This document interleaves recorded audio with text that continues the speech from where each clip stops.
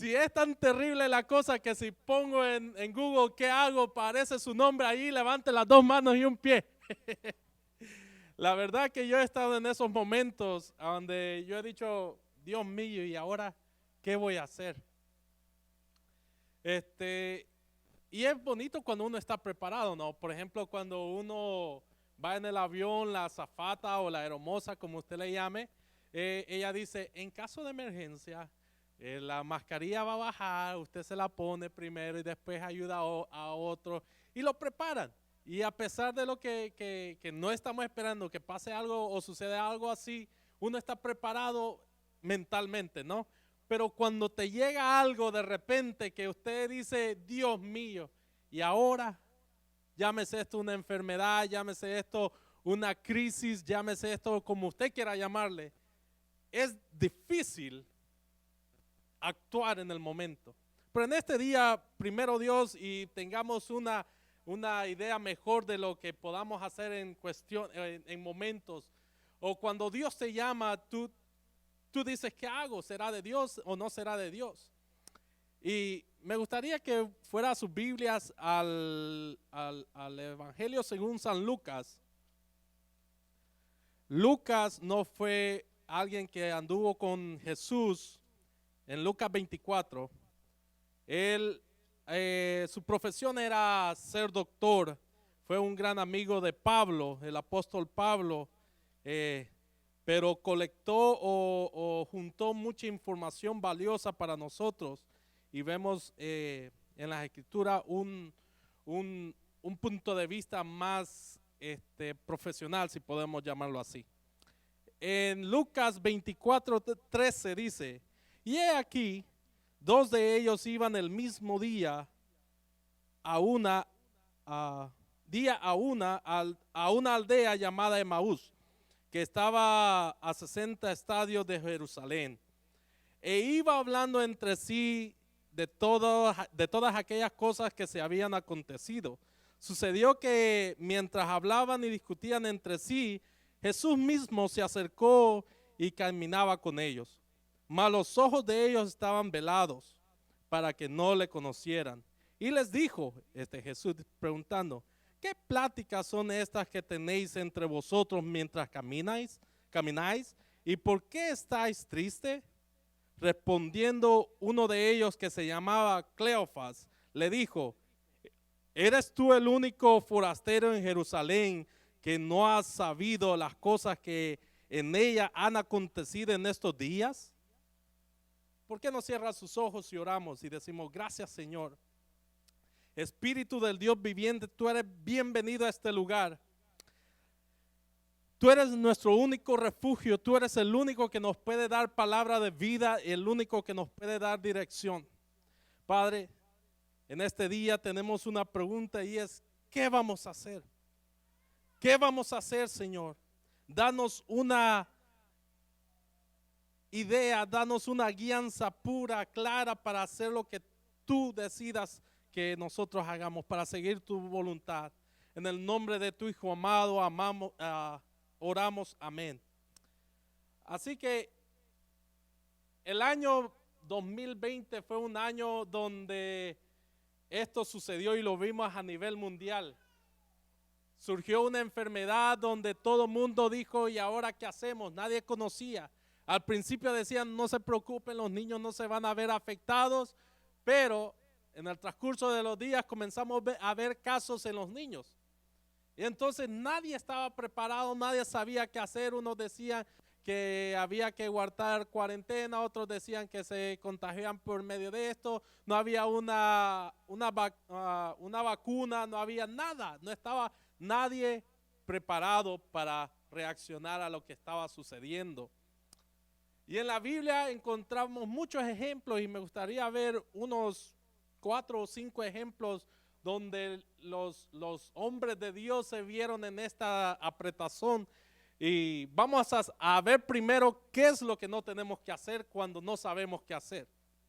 Y el primer ejemplo me gustaría tomar el ejemplo de Adán. Adán fue una persona que Dios la puso en el huerto del Edén para que señoreara, para que fuera fructífero, para que se multiplicara y para que reinara sobre la tierra y le diera gloria y honra a Dios. Y en Génesis 3:8 podemos encontrar una historia, y es que lo primero que no tenemos que hacer cuando no sabemos qué hacer es escondernos. No te escondas cuando no sepas qué es lo que tienes que hacer. En Génesis 3:8 vemos que, se lo voy a leer y dice, y oyeron la voz de Jehová Dios que se paseaba en el huerto al aire del día. Y el hombre y la mujer se escondieron de la presencia de Jehová Dios entre los árboles del huerto. Mas Jehová Dios llamó al hombre y le dijo, ¿dónde estás tú? Para entender lo que está pasando, como les dije, Adán fue puesto en el huerto del Edén y la única regla que Dios le puso fue no comas del árbol del bien y del mal, ¿verdad? Pero por alguna otra razón cayeron, comieron, y ellos, en vez de buscar a Dios, huyeron y trataron de esconderse de aquel que nunca vamos a poder escondernos. Y ese fue un error de los más grandes que pudo hacer Adán. Imagínate que Dios andaba por todo el huerto ahí llamando, Adán, Adán, ¿a dónde estás? ¿A dónde tú estás? Sal. Adán, pensé que éramos amigos. A veces nos llaman y nos dicen, hermano, cuando Sammy me llamó para predicar, traté de esconderme y pensé, híjole, pero tengo días de no hacerlo. Mejor no le voy a contestar, le voy a decir que me llame otro día y no le voy a contestar, me voy a esconder. No nos escondamos. Dígale a su hermano, no te escondas. Dígale fuerte, no te escondas. Porque cuando nos escondemos nos perdemos de grandes cosas. Amén. Otro de los ejemplos que podemos, o otra cosa que no tenemos que hacer, es poner excusas. Eso, una base bíblica que podemos poner es Éxodo 4:1, cuando Dios llama a Moisés. Moisés había sido criado en el palacio con el faraón, había convivido con ellos y por ciertas razones había salido huyendo, específicamente porque había matado a uno de los egipcios y salió huyendo y andaba apacentando las ovejas de su suegro Jetro, cuando de repente él vio una zarza que no se consumía y dijo, voy a ir a ver qué es lo que está pasando. Llegó a la zarza, vio que no se consumía, desde lo lejos que lo había visto hasta donde llegó, no se consumía para nada. Cuando de repente Dios le llama y le dice, quita tu calzado de los pies porque donde tú estás es santo.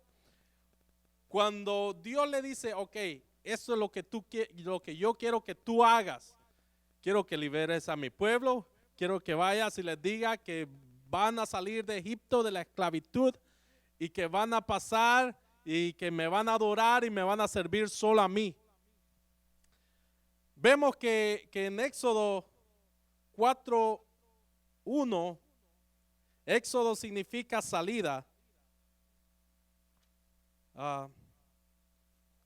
4.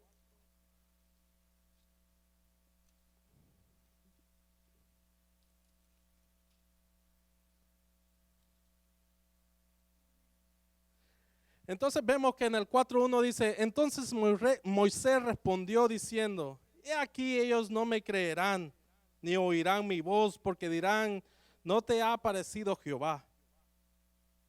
Y Jehová dijo, ¿qué es eso que tienes en tu mano? Aquí vemos la primera excusa que tomó. En el 4:1 vemos que le dice, no me van a creer, se van a burlar de mí, van a decir, no, él no se te ha aparecido a ti. De hecho, ni eres parte de nosotros, porque como les dije, había vivido y había crecido y se había tenido la cultura de los egipcios.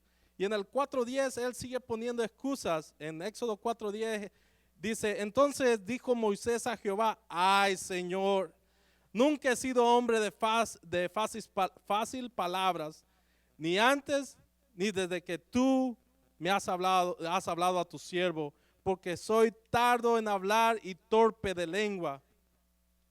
Vemos que cuando él se encontró en el momento donde él no sabía qué hacer, dijo, no, pero mira Dios, hay otros que pueden más que mí. El hermano fulano de tal sabe predicar más que lo que yo sé. ¿Por qué no lo llamas a él? El hermano Eliud, él toca mejor la guitarra que mí, mejor que él toque y yo me siento. Susan tiene ese espíritu de Dios y cuando ella canta, la gente se llena de tu presencia, mejor que ella lo haga. Ponemos 1001 excusas para cuando Dios nos llama y para cuando Dios nos quiere usar. Mas en este día, yo te digo de parte de Dios, no pongas excusas cuando Dios te quiere usar. No pongas ningún tipo de excusas cuando Dios te quiere usar para algo grande, para libertar a los cautivos. Amén. El otro punto que tengo es, usa lo que tienes. Entonces ya vimos que no nos tenemos que esconder, no tenemos que poner excusas y tenemos que usar lo que tenemos. Mi base está esa no la escribí, pero esa la podemos encontrar en Éxodo, cuando Moisés se encontró frente al Mar Rojo y Dios le dijo, Moisés estaba desesperado, no sabía qué hacer, estaba enfrente del mar y atrás venían los egipcios detrás de ellos, obviamente para aprenderlos otra vez, para meterlos a cautividad. Y Moisés se quedó ahí parado y le estaba orando a Dios y le decía, Señor, líbranos y que no sé qué. Cuando de repente Dios le habla y le dice, ¿por qué estás orando? ¿Por qué me estás llamando a mí? Usa lo que tienes. ¿Qué tienes en tu mano? Le dice, pues tengo una vara, pues extiéndala, levántala y extiéndala hacia el mar, y el Mar Rojo se abrió. A veces lo que nosotros tenemos pensamos que no es suficiente o no es nada para llevar a cabo la enmienda o la comisión que Dios nos ha dado. Mientras que Dios dice, no hay nada pequeño. Yo creo que Dios se glorifica más en las pequeñas cosas que en las cosas grandes. Se glorifica más en algo que tú crees que no tiene valor. Como por ejemplo, muchos creen que para agradar a Dios tenemos que darle millones de dólares, tenemos que donar, tenemos que diezmar y ofrendar grandes cantidades. Y en la Biblia también ahorita se me viene a la mente la ofrenda de aquel pobrecito y llevó tal vez unos 2 pesitos, que era lo que tenía para darle de comer a sus hijos o comprarle leche a su hijo. Y estaba el rico al lado y decía el rico, Señor, gracias porque no soy como estos. Y se vanagloriaba en la cantidad o en lo que él estaba dando. Mientras que Dios estaba glorificando porque veía el corazón sincero y humillado de aquel que estaba dando tal vez lo único que tenía. Así que hay que usar lo que tenemos. Lo que tenemos es suficiente para llevar las buenas nuevas de salvación. Lo que tenemos es suficiente para sanar a los enfermos, para libertar a los cautivos. Amén. Otro ejemplo o otro punto que tengo es, no te desesperes. Dile a tu hermano, no te desesperes. A veces cuando no sabemos qué hacer, nos desesperamos porque no tenemos una dirección cierta o no tenemos una dirección exacta a dónde ir, y pues nos desesperamos y hacemos cosas que no tenemos que hacer. En Mateo 8:23 vemos una historia y está Jesús.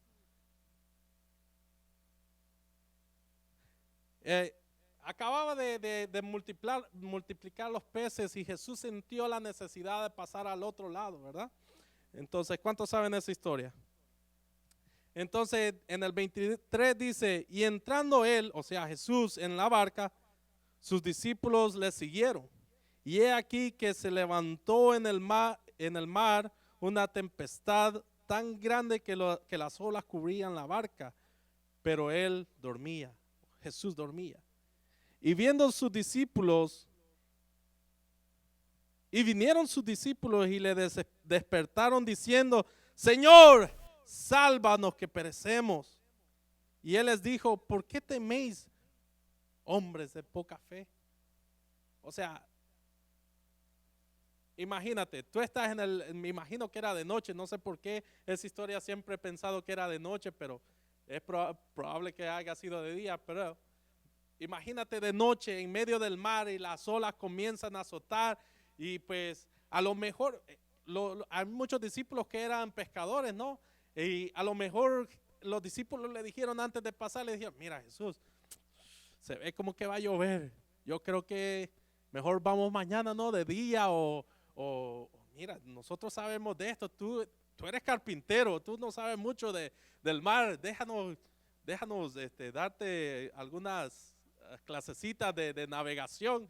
Así que, pero de repente dice que se encontraron en el medio del mar y las olas subían a la barca, dice.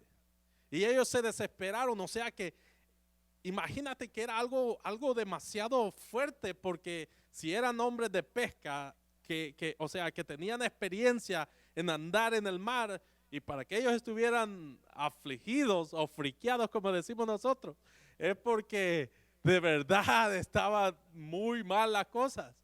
Pero la Biblia dice que Jesús dormía. Qué raro, ¿no? Es más o menos lo que nos pasa a nosotros cuando nosotros tenemos entramos en una prueba o entramos en una dificultad. Nosotros estamos desesperados. Señor, sáname. Padre, sana a mi hijo, sácame de esto. Y sentimos que Dios no nos escucha y pensamos, no, Jesús quizás ha de estar durmiendo como estaba durmiendo en la barca. ¿Por qué será? ¿Alguna vez se han preguntado por qué? Me imagino que esto no lo vayan a buscar en la Biblia porque no lo van a encontrar. Es algo que yo me imagino. Me imagino que Jesús se ha de haber despertado. ¿Qué pasa pues? ¿Qué pasa? ¿Por qué la gritadera? ¿Y por qué? Y menos mal que Jesús no era como yo, porque a mí cuando me levantan y estoy bien dormido, no me despierto tan friendly que digamos. Sí, ¿qué te pasa, mujer? ¿Por qué me levantas? Entonces, pero Jesús se levanta y dice, ¿qué pasa? ¿Por qué están? Dice, ¿por qué teméis? ¿Por qué estás afligidos? ¿Por qué están desesperados? Y me imagino que Dios le hubiera dicho, le ha de haber dicho algo así. ¿Acaso no han leído en la Biblia? De hecho, déjeme chequear. Isaías no dice que yo morí ahogado.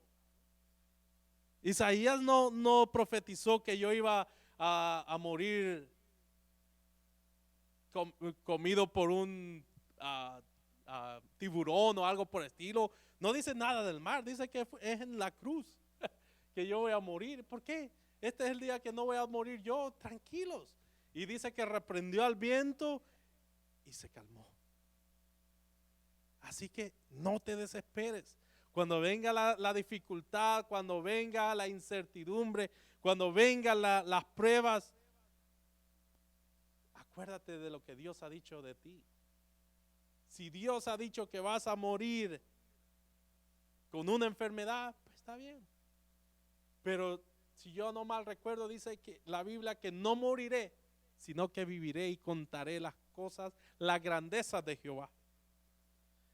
Y hasta el momento, tal vez ustedes están pensando, pero todo esto se oye bonito, no hay que escondernos, no hay que poner excusas, todo en un mundo perfecto funciona. Pero nosotros como humanos, ¿cómo lo podemos poner?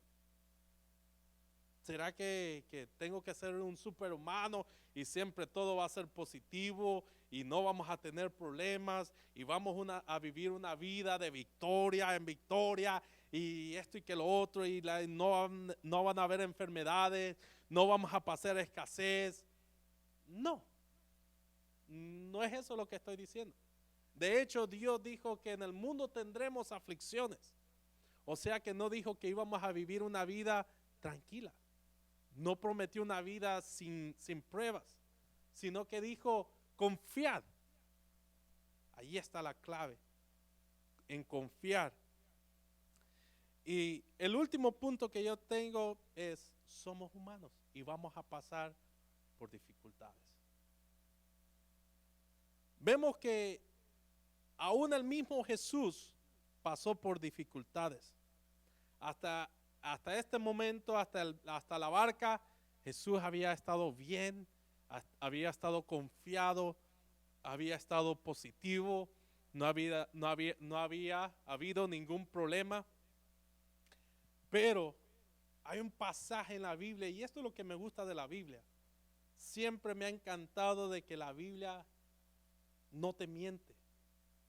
La Biblia no te pinta una vida perfecta. La Biblia no esconde los errores de grandes hombres, ni esconde cuando los grandes hombres de la fe estuvieron flacos o flaquearon en su fe. Y hasta el mismo Jesús podemos ver que en Mateo 26:36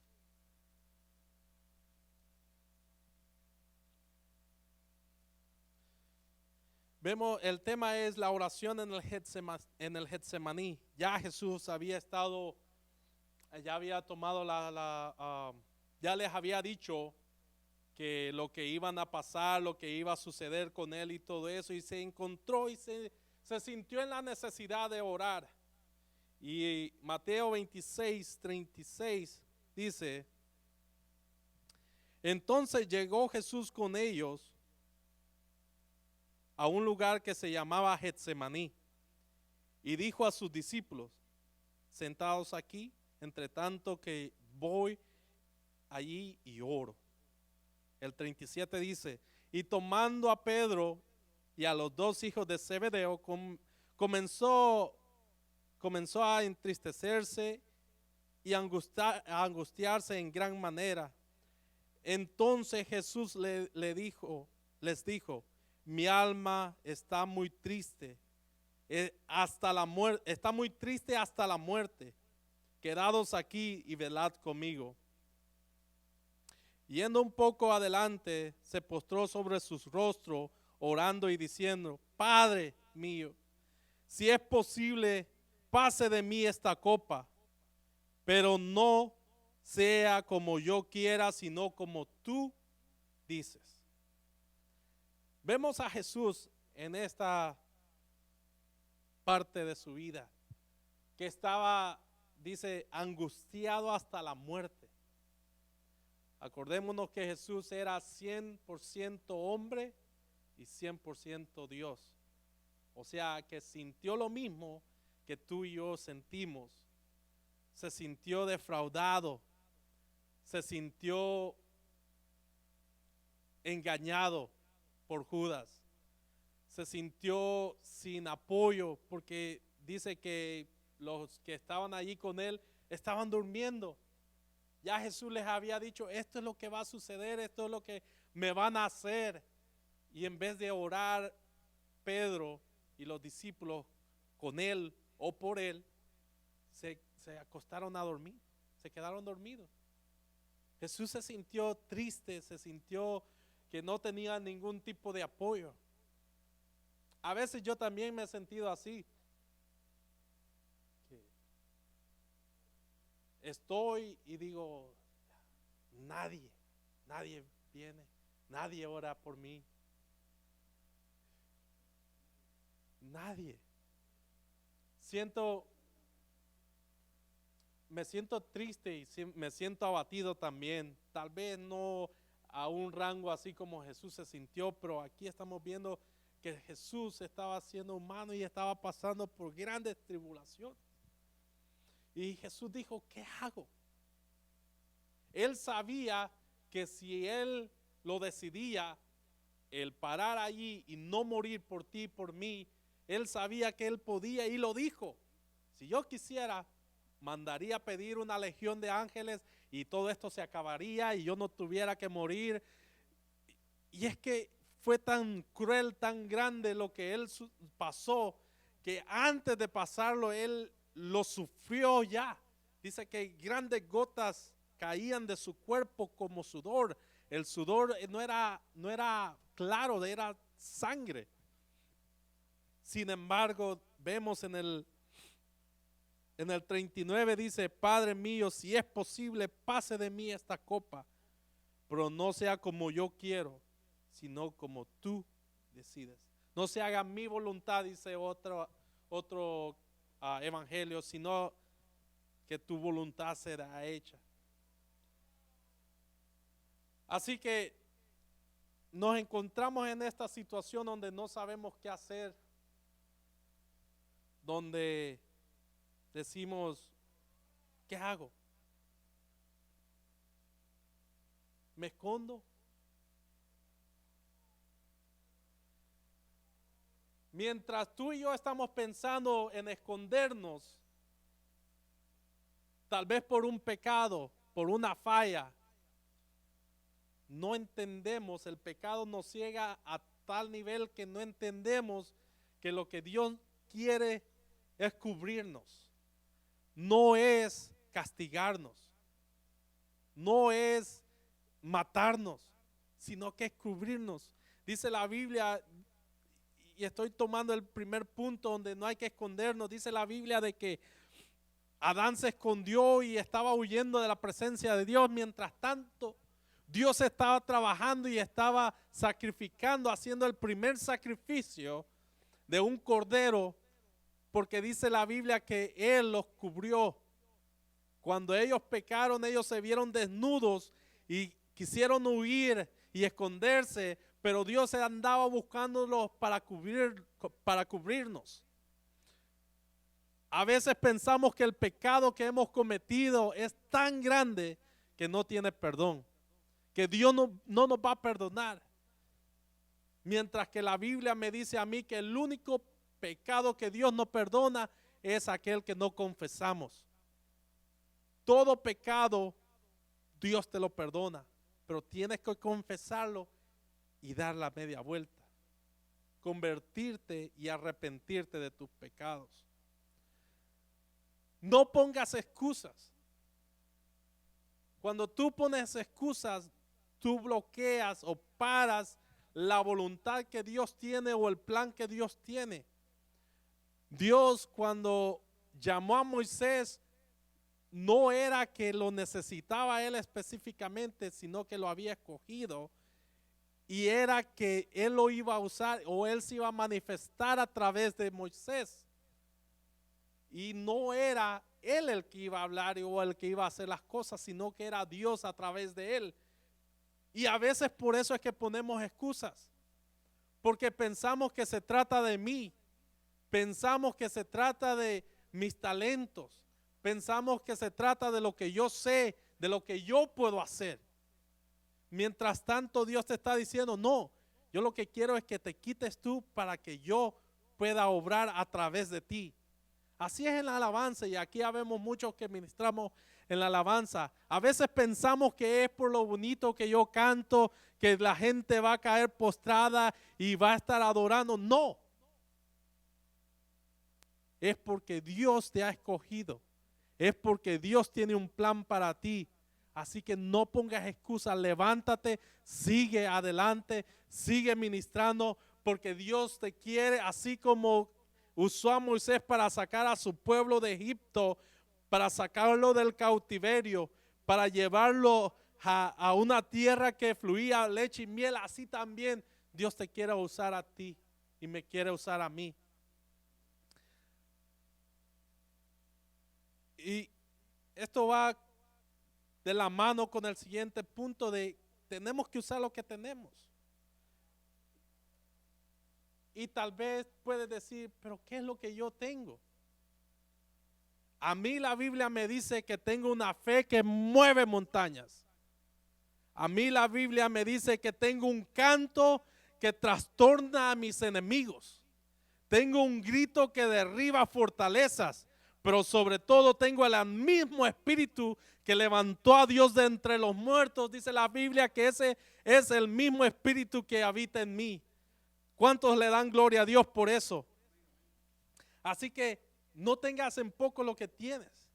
Lo que tienes es grande. Dice la Biblia que si tuviera fe como un grano de mostaza, así de pequeñito,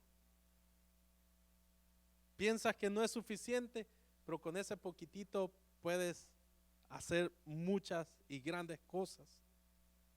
Ten paz, no te desesperes, ten paz. Dios tiene el control de tu vida, tiene el control de mi vida, tiene el control del mundo. Dice un canto que tiene a todo el mundo en sus manos, ¿verdad? Así te tiene a ti también. Dice que estamos escondidos en el hueco de su mano. Así que ten paz cuando venga la tempestad, cuando venga la prueba, ten paz. Hay que saber quiénes somos en Jesús. En tus flaquezas, siempre recuerda que la voluntad de Dios se va a hacer. Así que alíñate con la voluntad de Dios, alíñate con lo que Él tiene para ti, alíñate con lo que Dios ha designado para ti desde antes de la fundación del mundo. Y la pregunta con la que comencé es con la que quiero terminar. Y es, ¿qué vas a hacer tú el día de hoy? Si ya sabes que no te tienes que esconder porque Dios te anda buscando para levantarte y cubrirte. Si ya sabemos que no tenemos que poner excusas porque no se trata de nosotros, sino que de Dios. Y que no tenemos que afligirnos y no tenemos que desesperarnos porque Él, si tenemos a Dios, tenemos la paz que sobrepasa todo entendimiento, ¿verdad? Y quiero terminar con esto en Mateo 20, en Mateo, creo que es el 24. Ya lo leímos.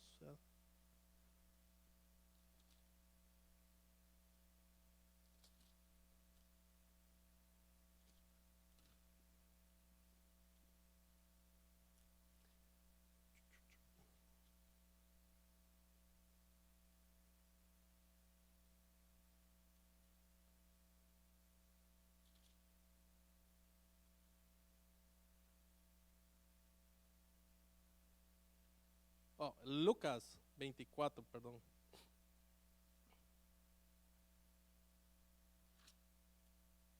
Veinticuatro, 36. En Lucas 24, 36, esto sucedió después de que Él se les apareció en el camino de Maús y les dijo, ¿qué son estas cosas que ustedes están hablando? Y le dijeron, ¿acaso tú no sabes lo que ha sucedido? Estaban desesperados ellos, no sabían qué hacer. En el 36 dice, mientras ellos aún hablaban de estas cosas, Jesús se puso en medio de ellos y les dijo, paz a vosotros. Entonces, espantados y atemorizados, pensaban que veían a un espíritu. Pero Él les dijo, ¿por qué estáis turbados y vienen a vuestros corazones estos pensamientos? Y les dijo, mirad mis manos y mis pies, que yo mismo soy.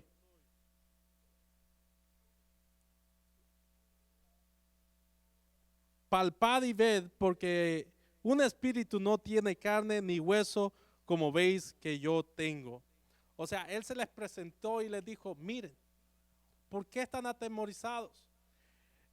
Con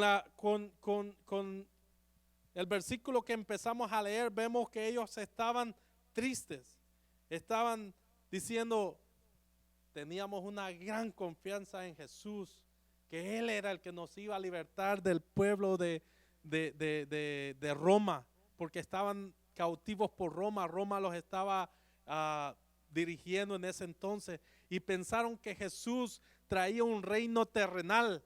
Mas el reino de Dios no consiste en comida ni bebida, dice la Biblia, sino que era un reino espiritual. Y pensaban que Jesús los iba a sacar de ese cautiverio. Y por eso era el desespero, y por eso era que estaban consternados, porque ellos decían todo aquello que teníamos en Él, toda la esperanza que había en Jesús se cayó porque Él murió. Y ya es el tercer día. Y dijo que al tercer día iba a resucitar, pero no hemos visto nada. Jesús se les aparece en el 38 y le dice: ¿por qué estáis turbados? Y pensando, teniendo esos malos pensamientos de que ahora ya, como decimos en El Salvador, nos fregamos ya, nuestra esperanza se murió. Y les dice: mirad mis manos, mirad mis pies, mirad mi espalda. Le dice: este sacrificio era el que yo les estaba hablando antes. De esto era lo que yo me refería, que yo tenía que padecer todas estas dolencias. De esto era lo que yo estaba hablando cuando les dije que me era necesario ir a la cruz y morir. Y les dice: ¿por qué se siguen turbando? ¿Y por qué se siguen con temor? Les dice: aquí estoy. No se desesperen, no se turben. Y esa es la pregunta que les tengo el día de hoy. ¿Qué van a hacer? Si Jesús ya les dijo que no tengan miedo, si Jesús ya les dijo que tiene planes para ustedes, ¿qué vamos a hacer? ¿Vamos a seguirnos escondiendo? ¿Vamos a seguir poniendo excusas? ¿Vamos a seguir teniendo temor? ¿Vamos a seguir en la incertidumbre? ¿O vamos a seguir al blanco perfecto que es Cristo? Vamos a poner la confianza en aquel que nos ha redimido del pecado, en aquel que dijo que desde antes de la fundación del mundo Él ya te había escogido a ti, aquel que ha dicho que lo vil y menospreciado iba a usar para avergonzar a los sabios. Él dijo que Él te iba a usar a ti. ¿Qué vas a hacer el día de hoy? ¿Vas a seguir escondiéndote? ¿Vas a seguir dependiendo en tus fuerzas? ¿Vas a seguir dependiendo de tu sabiduría? ¿Vas a seguir dependiendo de tus talentos o todo lo que tú tienes? ¿O vas a poner tu confianza en Dios? Porque aunque tardare la respuesta, siempre va a llegar. Vas a hacer la voluntad de Dios, y cuando pases por las pruebas, no te atemorices. No te atemorices cuando pases por las pruebas, porque Él está allí. Aunque pienses que esté dormido, Él está allí. Así que esa es la pregunta con la que los quiero dejar el día de hoy. ¿Qué vas a hacer? Pregúntele a su hermano: ¿qué vas a hacer hoy? Si Dios ya te habló, si Dios ya te dijo, ¿qué es lo que vas a hacer el día de hoy? ¿Por qué no se pone de pies y levanta sus manos y le dice: Señor, a veces hemos hecho las cosas mal, hemos hecho las cosas que no te agradan. Tal vez nos hemos alejado de ti, Señor. Pero el día de hoy, Señor, no queremos estar tristes porque sabemos que no somos de este mundo, y que a pesar de lo que está pasando en el mundo entero, mi confianza está en ti. Aunque ha sido largo el viaje, pero tú has estado conmigo. Aunque la marea se ha levantado, pero tú has estado allí conmigo. Tal vez, no sé si tú estás aquí o me estás viendo por Facebook. Tal vez Dios te ha estado hablando todo este tiempo, todos estos años, meses, días, y te has escondido y no has sabido qué hacer porque piensas que tienes que dejar aquel vicio, porque tienes que dejar aquella cosa para venir y servir o darle tu vida a Dios, déjame decirte que no. Jesús dice, venid a mí, todos los que están cargados y trabajados, que yo los haré descansar. Él dice, venid a mí con esa carga que tienes. Venid a mí con ese pecado que tienes, que yo te lo voy a quitar. Esa mancha que tú tienes en el alma, yo la quiero lavar con mi sangre preciosa. Si tú le quieres dar la vida a Dios el día de hoy, solo cierra tus ojos, levanta tus manos y dile, Señor Jesús, reconozco que soy pecador, reconozco que mis caminos me han alejado de ti, reconozco que sin ti no soy nada. Sálvame hoy, lávame con tu sangre preciosa. Creo que moriste en la cruz por mis pecados y creo que te levantaste al tercer día. Así que ven, invoco tu presencia, invoco tu nombre el día de hoy para que vengas y mores en mi corazón. En el nombre de Cristo Jesús te doy gracias por inscribir el nombre, mi nombre, en el libro de la vida. Y todo esto te lo pido en el nombre de tu Hijo amado, Jesús. Amén.